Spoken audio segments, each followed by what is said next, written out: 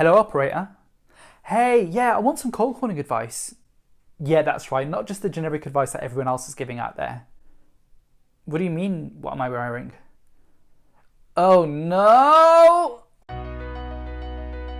What's going on, sales family? It's Fairhead from Sales Unveiled, once again helping slash through all of the misconceptions around sales and giving you some practical advice you can use in your day-to-day careers. Cold calling, without a doubt the most difficult skill to master as a salesperson, and with good reason. I mean, can you imagine calling someone out the blue, trying to pitch your product only for them to end up shouting at you down the line? It can be terrifying, like hereditary terrifying. So what are some steps that salespeople can implement today to vastly improve their cold calling ability? And I'm talking about things that aren't just the typical make more calls or smile and dial. Let's jump into my top 5 recommendations for boosting your ability at cold calling. Word to the wise, you're going to want to stick around to the end of the video where I give my best tips. You're going to want to keep an eye out for that one. Point 1, set yourself up for success. So far too many salespeople, in my opinion, jump into cold calls without any real strategy or any real plan of action. A lot of the objections then that we face on cold calls can definitely be overcome by sending an effective first email touch point. A good first email then can effectively make a cold prospect into a warm prospect, making your cold call a lot easier and a lot more fluid in the conversation. Now, even if your prospect hasn't even seen your email, you can even use this and reference this within the initial conversation as an introductory question there to help further break the ice. Now, if you're interested in sort of seeing how to write a perfect inbound or outbound sales email, I'll link to them, I want to say here. So feel free to have a quick look at those and you'll definitely be able to kind of set yourself up for success on these cold calls there as well. Point 2, ask questions that start with what. So a lot of salespeople often talk about the benefit of asking open questions, and with good reason. It's one of the most effective things you can do to actually get to the heart of your prospect's problem. That being said, a lot of us think we're asking open questions when we're actually not. One trick I've learned then is if you start your questions with what, you're much more likely to have a higher chance of that becoming an open question. For example, asking a prospect what projects they're working on as opposed to if they're working on a project will likely yield 2 very different answers. Point 3, be conscious on the phone. So this is something that I'm definitely guilty of. But if you think about it, salespeople and sales reps in particular make dozens, if not hundreds of calls every single day.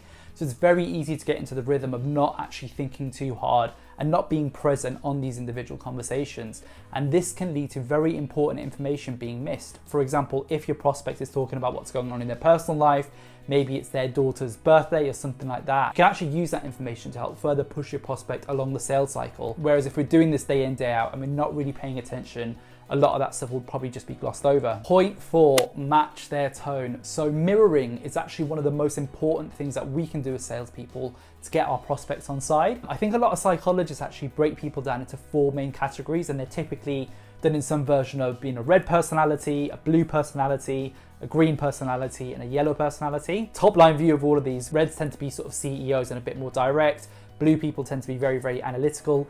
Yellow people are like salespeople, so very bubbly and very outgoing. And green are very caring and empathetic. Using this knowledge then, we can match our tone directly with the type of person that we're speaking to, getting a lot further in the conversation than we might have initially. One of the things that we do as salespeople quite frequently is actually speak to directors because they usually make the most decisions. Directors typically, not always, but typically tend to fall into that red characteristic. So being a little bit more direct, and not rude, but direct with them, is likely to yield much better results than if you were to be a little bit more emotional and a little bit focused on how they were feeling, like you would do for a green prospect, for example. Point 5, pace yourself. So easily, this is one of the other things that I really struggle with sometimes, and still to this day after 10 years of working in sales, which is my pace. So I talk very fast. I'm sure a lot of you watching my videos can probably appreciate that. And so it's very easy for me to ask multiple questions in one particular go. So for example, let's say you're dealing with an inbound prospect who's downloaded content.